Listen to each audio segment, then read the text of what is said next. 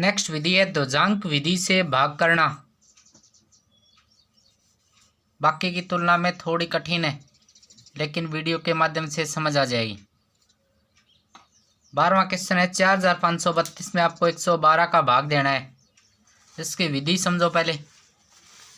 112 में ये जो अंक है सबसे लास्ट इकाई डिजिट, इसको ध्वजांक मानेंगे।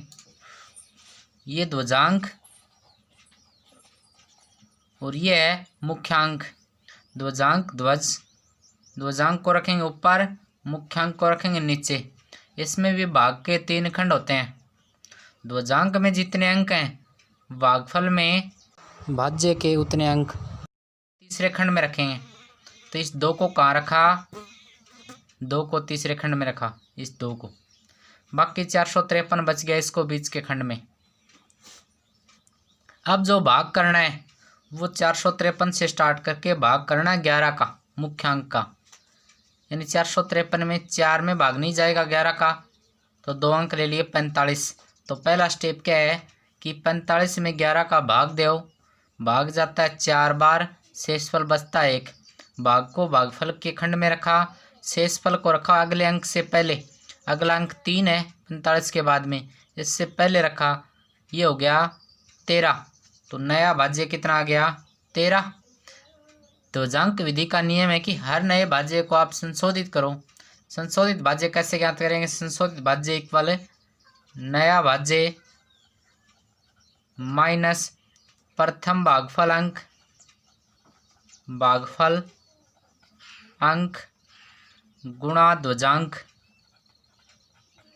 यानी नया भाज्य माइनस प्रथम भागफल अंक 4, इसको ध्वजांक से गुणा करेंगे। ध्वजांक 2, तो 13 माइनस 8 कितने हो गए 5। ये जो संशोधित भाज्य है, इस संशोधित भाज्य में नया भाग करेंगे। अगली स्टेप में 5 में भाग देंगे 11 का, भाग जाएगा 0 बार, शेषफल वही 5 बच गए। भाग 0 बार, शेषफल बच गया 5, वो अगले अंक से पहले रखेंगे। नया भाज्य 52, 5 के आगे 2 उतारेंगे 52। नया भाज्य हो गया 52, ये 52 है। संशोधित भाज्य 52 माइनस भागफल इंटू ध्वजांक 0 इंटू 2, ये 52 है। अंतिम शेषफल क्या होगा इसमें 52 होगा। यानी तीसरे खंड में पहुंचने के बाद में जो संशोधित भाज्य आएगा वही क्या हो, उसका अंतिम शेषफल होगा। 13वां क्वेश्चन है 1234 में ध्वजांक विधि से 42 का भाग देना है। तो 42 में ध्वजांक होगा 2, मुख्यांक होगा 4। भाजक का एक अंक 4 को रखो तीसरे खंड में, बाकी बच गया 123, इसको रखा बीच के खंड में। अब पहले 1 में भाग देंगे, 4 का नहीं जाएगा, तो 2 अंक ले लो। 12 में 4 का भाग, पहली स्टेप है 12 में 4 का भाग 3 बार जाता है और शेषफल बचेगा 0। तो 0 शेषफल बचेगा, तो 0 को 3 से पहले रखेंगे। 0 को रखा 3 से पहले, यहाँ रख दिया।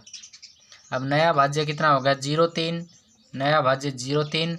हर नए भाज्य को संशोधित करना पड़ता है। संशोधित भाज्य क्या होगा 0 3 माइनस भागफल कितना था 3 और ध्वजांक कितना है 2।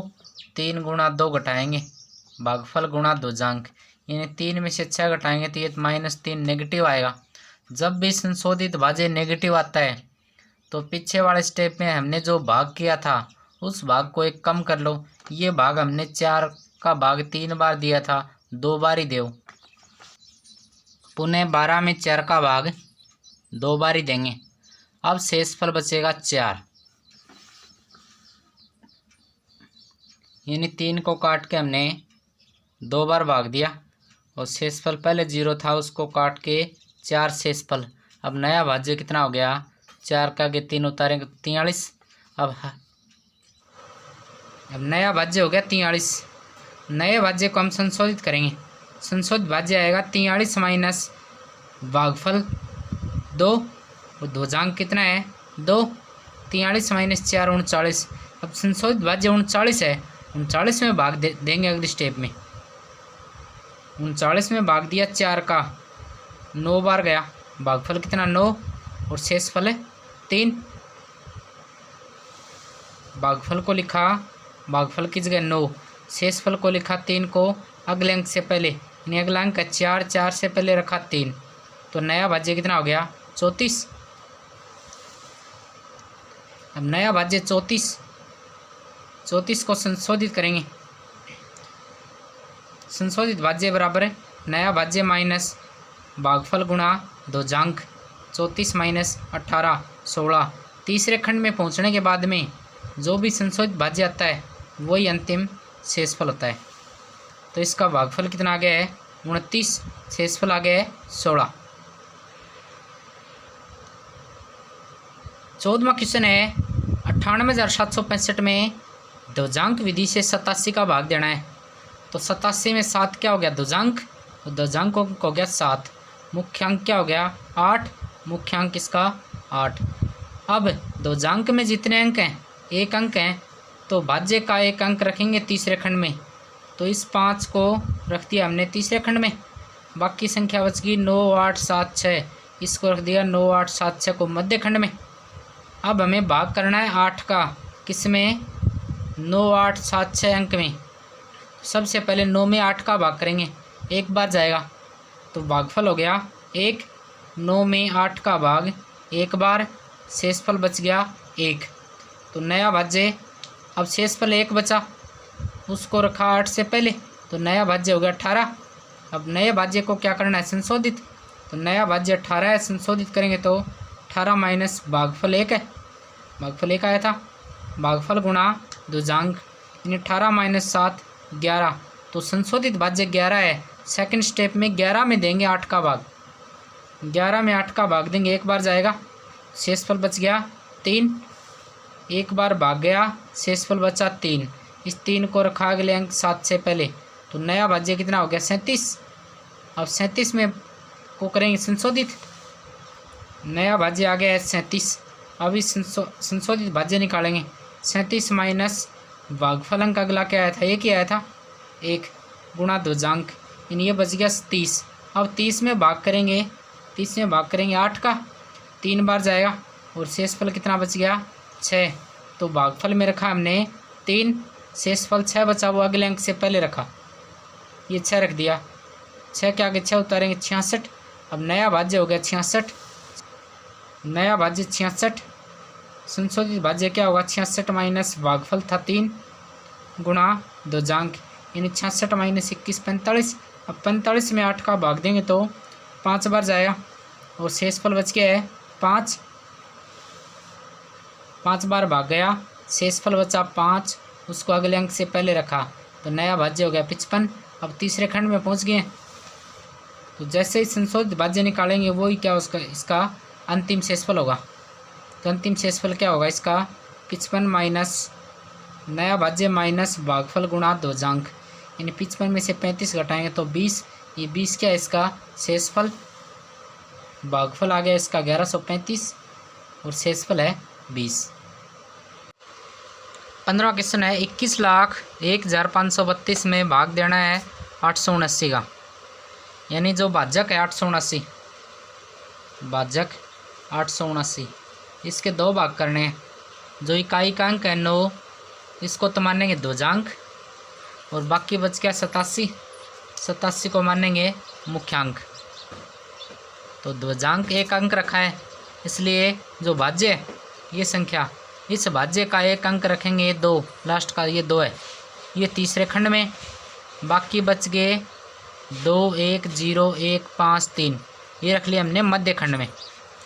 अब हमें 87 का भाग देना है इस संख्या में, बीच वाले खंड में जो संख्या है इसमें 87 का भाग देना है।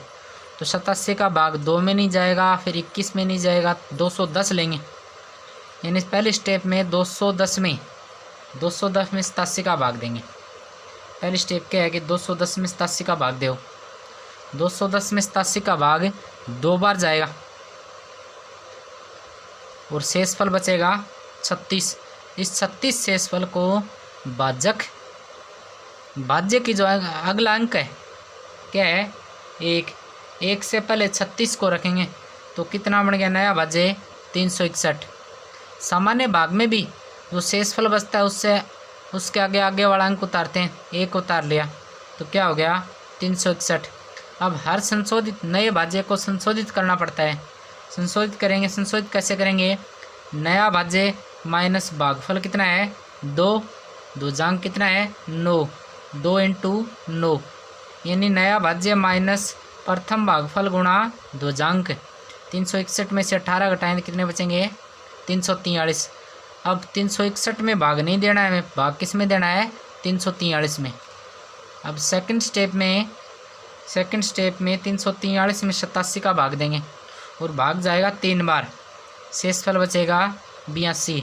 अब इस 82 के आगे अगला अंक उतारेंगे, यानी अगला अंक क्या है 5, 82 के उतारेंगे, आगे उतारेंगे क्या हो जाएगा नया भाज्य 825 को संशोधित भाज्य करेंगे तो नया भाज्य माइनस भागफल कितना आया था 3, दूजांक कितना है 9, द्वितीय भागफलांक गुणा दूजांक, 825 माइनस 27, 798 बच गए। अब 798 में भाग देना है तीसरी स्टेप में 798 में भाग देना है 87 का, 9 बार जाएगा और शेषफल हो गया 15। अब इस शेषफल के आगे अगला अंक उतारेंगे, शेषफल 15, अगला अंक क्या है 3, अगला अंक उतारेंगे तो ये बन गया 153।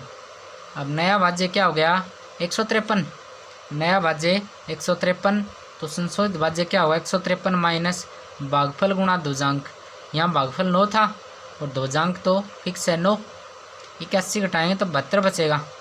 अब नया संशोधित भाज्य क्या हो गया 72।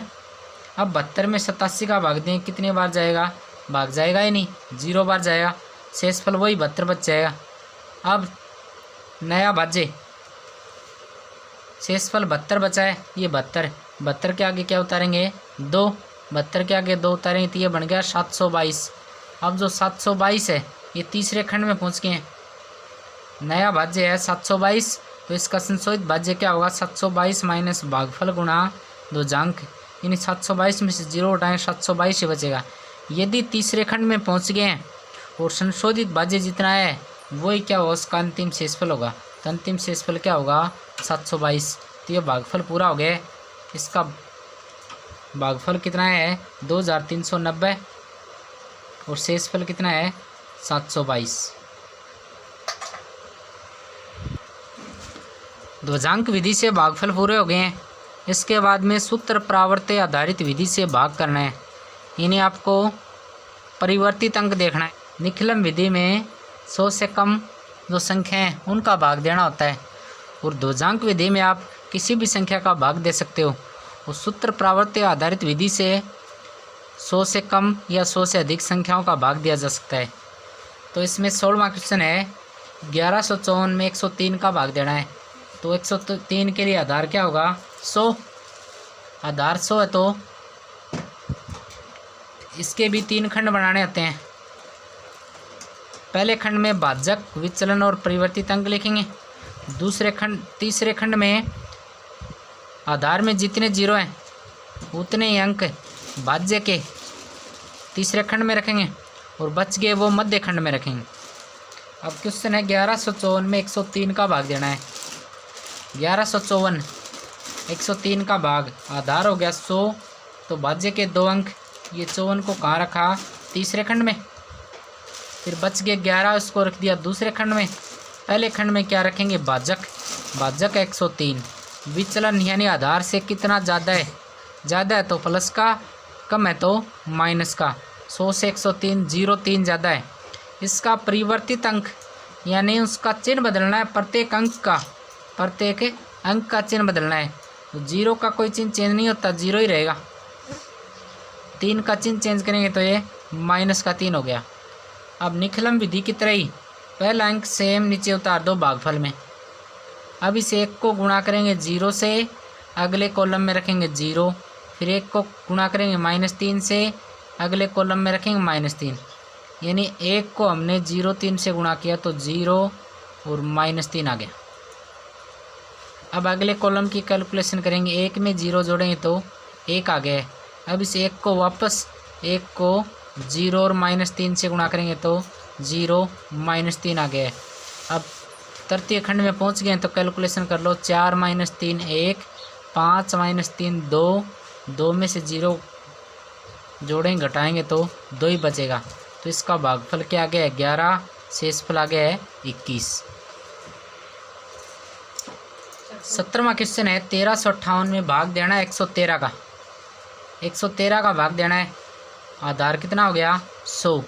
100 में 2 जीरो हैं तो इसके 2 अंक 58 तीसरे खंड में रख दिए, बच गए 13, उसको मध्य खंड में रख दिया है। प्रथम खंड में भाजक 113, विचलन है 13, परिवर्तित अंक यानी 1 का भी चिन्ह बदलना है, 3 का भी चिन्ह बदलना है। अब क्रियाविधि, पहले अंक को सेम नीचे उतार दो, 1 को गुणा करो -1 से -1 आ गया, 1 को गुणा करो -3 से -3 आ गया। अब दूसरे कॉलम की कैलकुलेशन करेंगे, 3 - 1 2। अब वापस वही 2 को गुणा करेंगे -1 से -2 आ गया, 2 को गुणा करेंगे -3 से -6 आ गया। अब तीसरे खंड में पहुंच गए तो कैलकुलेशन करो, 8 - 6 2, 5 में से 3 घटाएंगे 2, 2 में से 2 घटाएंगे तो 0। भागफल कितना आ गया है 12, शेषफल कितना आ गया है 2। 18वां क्वेश्चन है 1432 में 88 का भाग देना है। 88 के लिए आधार क्या होगा 100। आधार में 2 जीरो हैं इसलिए इसके 32 को रखा तीसरे खंड में, फिर जो बच गया 14 उसको रखा मध्य खंड में। पहले खंड में क्या रखेंगे भाजक 88, विचलन 100 से ज़्यादा है तो विचलन आएगा प्लस का, 100 से कम है तो विचलन आएगा माइनस का, यानी ये अंक माइनस के हैं 1 और 2। इसका परिवर्तित अंक क्या होगा 1 प्लस का 2 भी प्लस का, यानी ये माइनस के हैं विचलन, तो परिवर्तित अंक इनके चिन्ह चेंज हो जाएंगे। अब पहला अंक तो सेम उतार लो, 1 को करेंगे 1 से गुणा तो 1, 1 को करेंगे 2 से गुणा तो 2। अब कॉलम की कैलकुलेशन करेंगे 4 और 1 5। अब 5 को 1 से करेंगे तो 5, 5 को 2 से करेंगे 10 आएगा।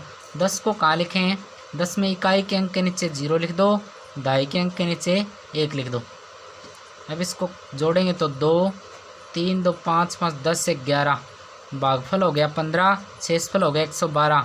लेकिन शेषफल भाजक से ज़्यादा नहीं हो इसलिए एक अंक इसका इस साइड जोड़ दिया है, इन एक बार भाग और चला जाएगा। 88 का भाग 112 में एक बार और चला जाएगा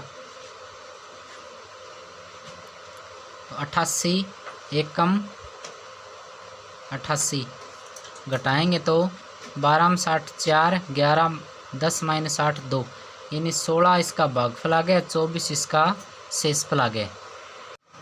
19वां क्वेश्चन है 14885 में प्रावर्त्य विधि से 123 का भाग करना है।